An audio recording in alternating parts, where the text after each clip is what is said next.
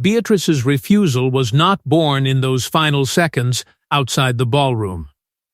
Earlier that day, a private instruction had reached her rooms, brief, formal, and impossible to misunderstand. Her place had been changed, Camilla's position strengthened, and Beatrice was expected to accept the message without protest. The revised ceremonial schedule arrived without explanation. There was no personal note from Charles, no quiet word from Camilla, and no attempt to soften what the new arrangement meant. It was presented as routine protocol, a simple adjustment made for the smooth running of the evening. But Beatrice knew royal protocol was rarely simple. Every position mattered, every entrance carried meaning, and every step forward for one member of the family pushed someone else further into the shadows. According to the new order, Camilla would enter with greater prominence, while Beatrice would be placed noticeably further behind than she had expected. To an outsider, it might have seemed like a minor change. Inside the monarchy, it was a message written without words. Rank was being reinforced, influence was being displayed, and Beatrice was being reminded that her place could be reduced whenever the palace decided it was convenient. She read the schedule more than once, searching for some sign that it had been misunderstood. Had Charles approved it personally? Had Camilla requested the change? Was it the work of senior courtiers trying to protect the Queen's position? Or had someone acted without either of them knowing? The uncertainty made the insult feel even sharper. There was no single person to confront, only the cold machinery of the institution closing around her. For months, Beatrice had feared that the York branch was being slowly removed from the center of royal life. Not through a dramatic announcement, not through public punishment, but through smaller invitations, weaker positions, fewer appearances, and decisions that could always be defended as protocol. Each change seemed harmless alone. Together, they looked like a quiet disappearance. A trusted palace figure warned her not to react. Any sign of resistance, Beatrice was told, would be used as proof that the Yorks remained difficult, emotional, and incapable of respecting the new order. She was urged to smile, follow the schedule, and protect what remained of her standing. Then came the second blow. The family heirloom Beatrice had expected to wear had also been denied to her. She had been told it was unavailable, though no convincing reason followed. The refusal deepened the meaning of the altered procession. This was no longer only about who walked behind whom. It was about inheritance, visibility, and control over the symbols that told the public who truly belonged. Beatrice now faced a brutal choice: obey, remain silent, and slowly disappear, or resist and risk confirming every accusation already hanging over her family. Yet the more she thought about the missing heirloom, the more she suspected the decision reached beyond one banquet. It pointed toward Camilla's expanding authority over the royal collection, and toward a struggle the palace was desperate to keep hidden. But the altered order was only the beginning, because the jewel Beatrice had been denied carried a history powerful enough to turn hurt feelings into a battle over inheritance. Hidden behind the argument over who entered first was something far more explosive, a jewel Beatrice believed belonged to her family's legacy.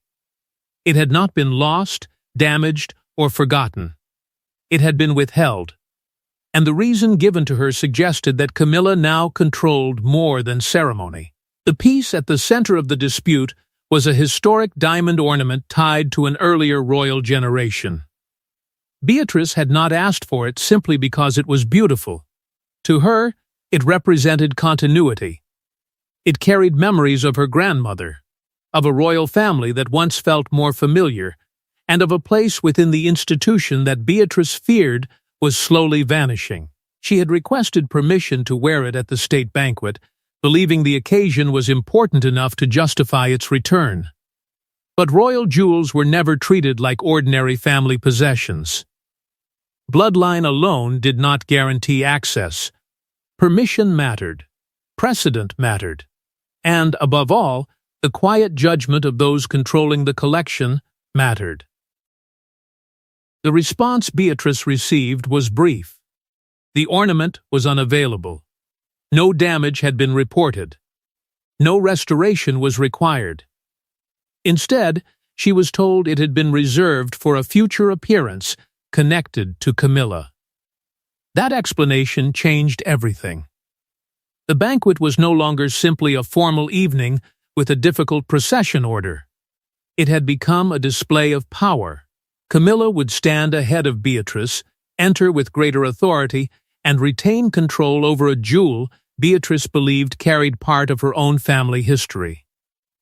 One woman's status was being strengthened through ceremony and inheritance at the same time, while another was being asked to accept the loss without complaint. Beatrice began to suspect the ornament was being used as more than decoration. In her mind, it had become a reward for loyalty and a symbol of who was now permitted to represent the monarchy's past. The message seemed painfully clear. History would remain visible, but only through those approved by the new order. Whispers had already spread that Camilla was reviewing which royal women could wear certain inherited pieces. Nothing was announced publicly. There were no official accusations. Yet younger members of the family had begun noticing changes, requests delayed, access narrowed, and treasured objects quietly redirected. Camilla remained calm in public, but her growing influence created unease behind closed doors. Some respected her determination. Others feared that symbols belonging to the wider family were being gathered around one position. Charles now stood between two loyalties. Defending Camilla meant protecting the authority of his queen. Ignoring Beatrice's pain risked pushing his niece further away, and confirming her fear that the York branch was being erased. For Beatrice, refusing to enter behind Camilla was not simply an act of wounded pride. It was a challenge to the idea that marriage, title, and ceremonial power could automatically erase bloodline, memory, and emotional ownership. And although she appeared isolated in that corridor, she was not the only royal who knew what had happened. Another woman had heard about the jewel, understood the warning behind its denial, and may have quietly urged Beatrice not to surrender. Beatrice may have stood alone at the doorway, but inside the family, another figure had already begun questioning how far Camilla's authority should be allowed to reach. Days before the banquet, Beatrice had received an unexpected warning from Princess Anne. There was no demand to rebel and no promise of protection. Anne simply reminded her that royal traditions survive only when someone remembers what they originally meant and who benefits when those meanings are rewritten. Anne had always watched the monarchy differently from those who treated ceremony as decoration. To her, rank was not a costume, and duty was not something created by a title alone. Every position, entrance, and order of precedence carried the weight of history. She noticed changes others dismissed. And lately, she had noticed Beatrice being moved further from the center. At one royal event, Beatrice had been placed behind relatives who once stood below her. At another, her role had been reduced without explanation. Each adjustment was described as practical, temporary, or necessary. But Anne understood how the palace worked. Temporary arrangements had a habit of becoming tradition when nobody objected. Her warning to Beatrice was careful. She never told her to refuse the procession. She never encouraged a public confrontation. Instead, Anne spoke about precedent, memory, and the danger of allowing quiet changes to harden into permanent rules. The message was subtle, but Beatrice understood it. Silence could protect the family for one night while weakening her position for years. Anne's feelings toward Camilla were more complicated than open dislike. She had accepted Charles's decision and respected the role Camilla now held. But acceptance did not mean unlimited approval. Anne believed authority had to be supported by service, endurance, and sacrifice. In her eyes, a title could establish rank, but it could not instantly erase decades of family history or override every existing bond. That was why the withheld jewel troubled her. Anne knew Beatrice had requested it, and she knew the refusal had come with an explanation tied to Camilla. To Anne, the decision was politically careless. It transformed a private request into a symbol of control and gave Beatrice reason to believe she was being deliberately pushed aside. For Beatrice, the conversation was both comforting and disturbing. It confirmed that she had not imagined the pattern. Someone else had seen it. Someone powerful. Yet Anne's warning also removed the safety of denial. Beatrice could no longer pretend the revised procession was harmless. By the time she reached the banquet corridor, she no longer saw the altered order as a minor inconvenience. She saw it as a test. If she accepted it quietly, the new position might become permanent. If she resisted, the palace could turn her into the problem. Then the procession stopped. Charles stepped forward to contain the crisis, while Anne remained nearby, watching without speaking. She did not defend Beatrice. She did not challenge Camilla. Her silence protected her from direct involvement. But it also carried an unmistakable weight. And Camilla saw it. In that moment, she understood that Beatrice's refusal might not be a sudden act of emotion. It might reflect a wider resistance inside the family, one built on old loyalties, changing traditions, and quiet doubts about how far her power should extend. And once Camilla understood that Beatrice might not be acting entirely alone, the stopped procession became something far more threatening, a challenge to the authority she had spent years trying to secure. Camilla could have ended the crisis with one small movement. She could have changed places, allowed Beatrice to pass, and protected the evening. Instead, she remained exactly where she was. In that instant, compromise disappeared, and Charles was forced to choose whose humiliation the palace could survive. The message reached Camilla quietly. Beatrice would not move forward in the arranged order. There was no shouting, no public scene, and no open accusation. Yet the refusal carried more force than any argument could have done. Beatrice had stopped, and everyone behind her had been forced to stop as well. Camilla understood what was being asked of her.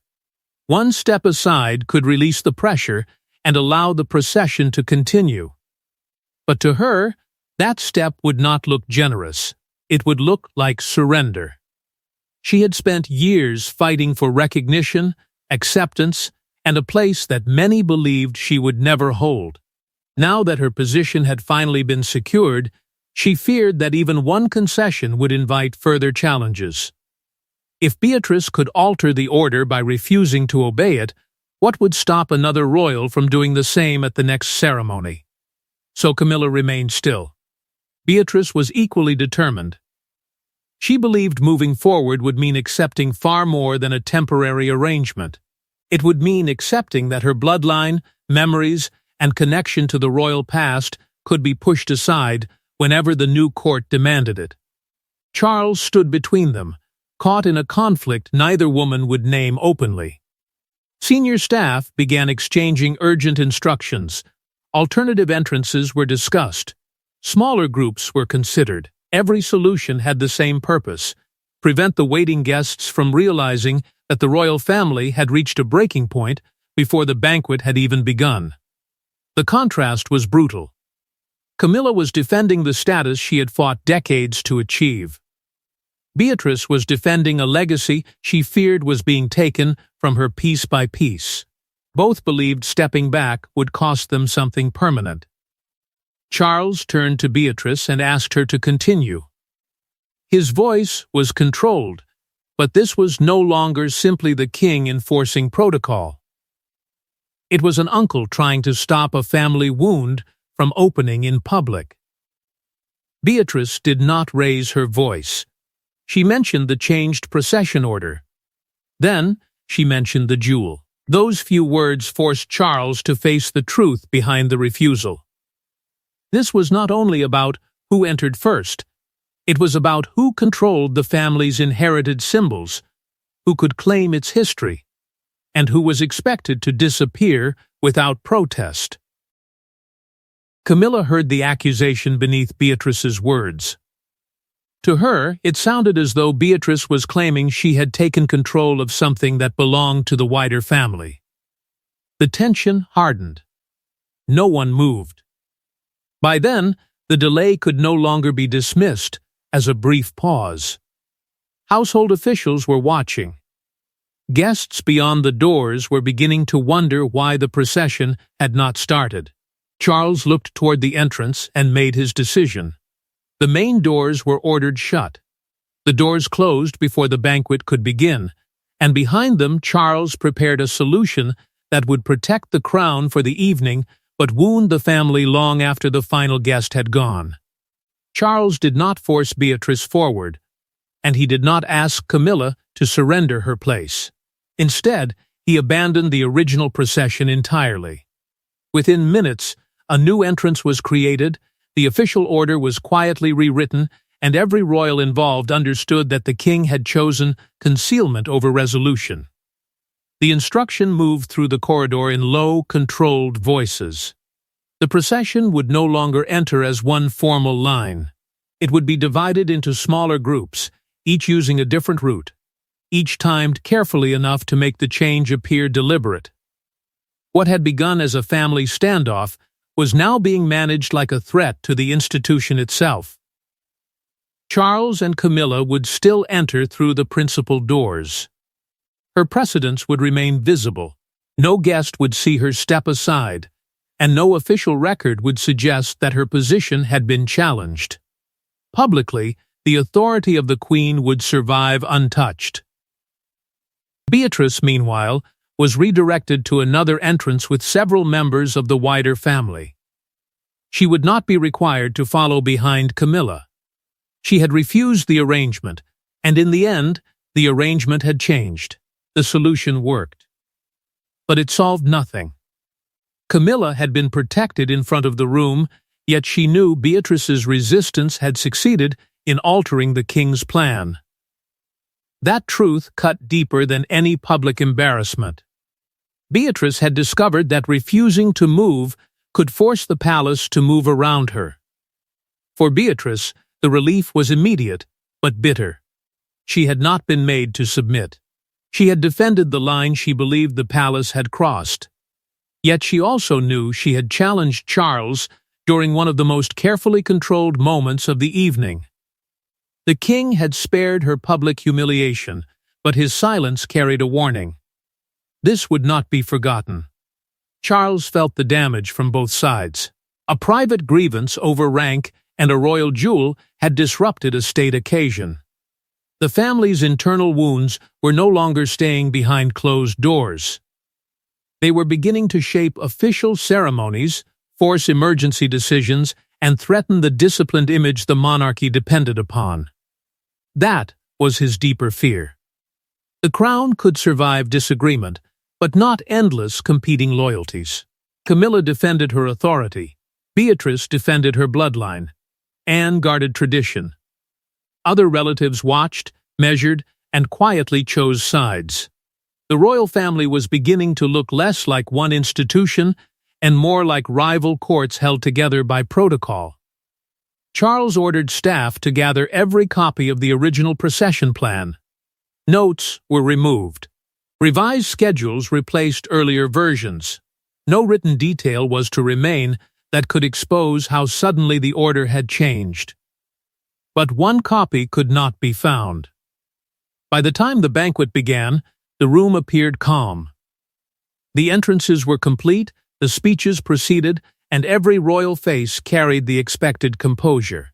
Yet beneath that polished calm, Camilla watched Beatrice, Beatrice watched Charles, and Charles watched the staff who knew too much.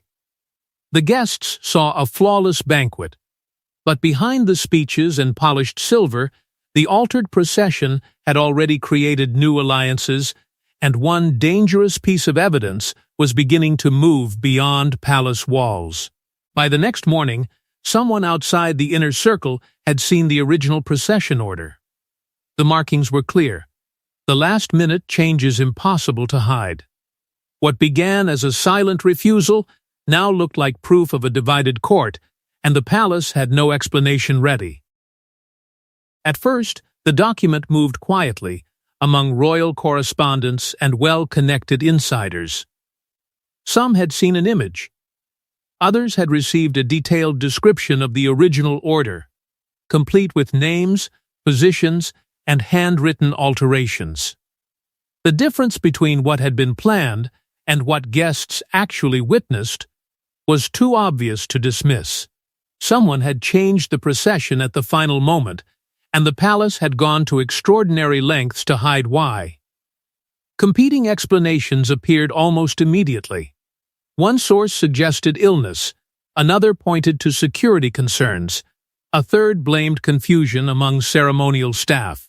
But the most dangerous version was also the simplest. A member of the royal family had refused to follow the order. Palace officials moved quickly. Beatrice's team was warned not to confirm, deny, or discuss anything connected to the banquet entrance. Silence, they were told, would protect everyone involved. Yet silence could also make Beatrice appear guilty before she had spoken a single word. Camilla's advisors wanted a stronger response. They feared that allowing the story to grow unchecked would make the queen look publicly rejected, as though her precedence had been challenged and the king had been forced to retreat. They pushed for a clear statement defending the altered entrance as a planned decision. But such a denial carried its own risk. If more evidence appeared, the palace would look dishonest as well as divided. Charles's anger shifted rapidly. The original confrontation still troubled him, but the leak felt like a deeper betrayal.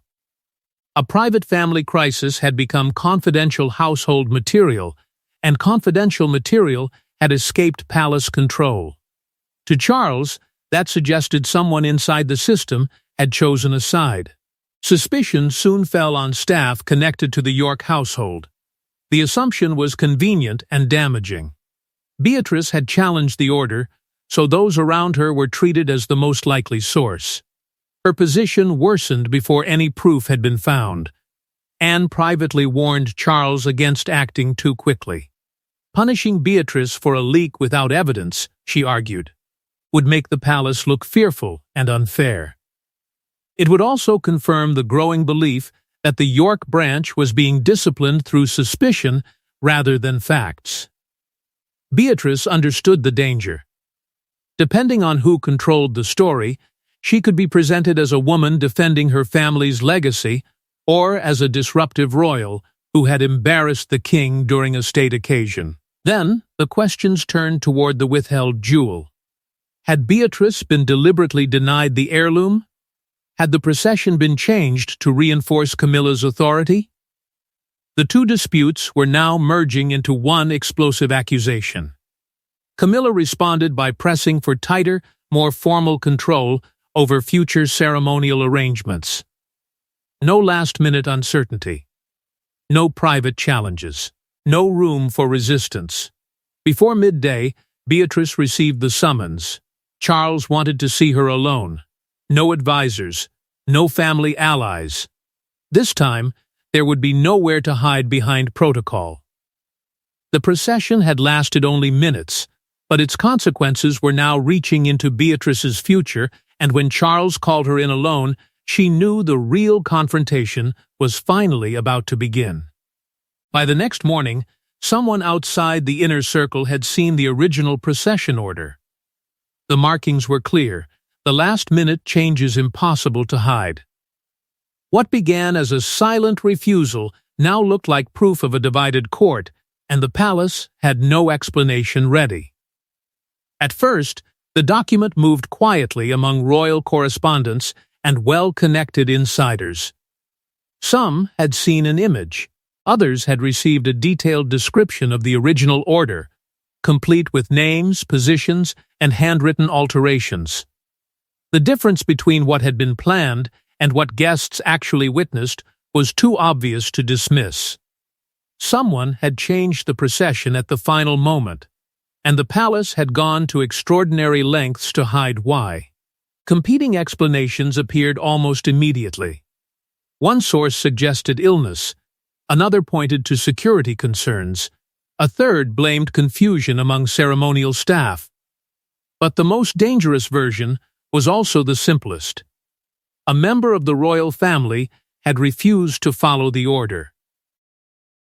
Palace officials moved quickly. Beatrice's team was warned not to confirm, deny, or discuss anything connected to the banquet entrance. Silence, they were told, would protect everyone involved. Yet silence could also make Beatrice appear guilty before she had spoken a single word. Camilla's advisors wanted a stronger response.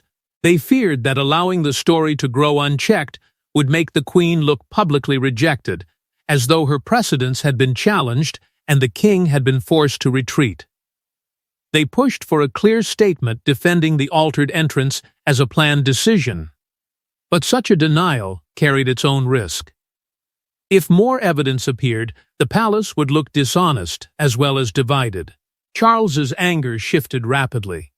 The original confrontation still troubled him, but the leak felt like a deeper betrayal. A private family crisis had become confidential household material, and confidential material had escaped palace control. To Charles, that suggested someone inside the system had chosen a side. Suspicion soon fell on staff connected to the York household. The assumption was convenient and damaging. Beatrice had challenged the order, so those around her were treated as the most likely source. Her position worsened before any proof had been found. Anne privately warned Charles against acting too quickly. Punishing Beatrice for a leak without evidence, she argued, would make the palace look fearful and unfair. It would also confirm the growing belief that the York branch was being disciplined through suspicion rather than facts. Beatrice understood the danger. Depending on who controlled the story, she could be presented as a woman defending her family's legacy or as a disruptive royal who had embarrassed the king during a state occasion. Then, the questions turned toward the withheld jewel. Had Beatrice been deliberately denied the heirloom? Had the procession been changed to reinforce Camilla's authority? The two disputes were now merging into one explosive accusation. Camilla responded by pressing for tighter, more formal control over future ceremonial arrangements. No last-minute uncertainty. No private challenges. No room for resistance. Before midday, Beatrice received the summons. Charles wanted to see her alone. No advisors, no family allies. This time, there would be nowhere to hide behind protocol. The procession had lasted only minutes, but its consequences were now reaching into Beatrice's future, and when Charles called her in alone, she knew the real confrontation was finally about to begin.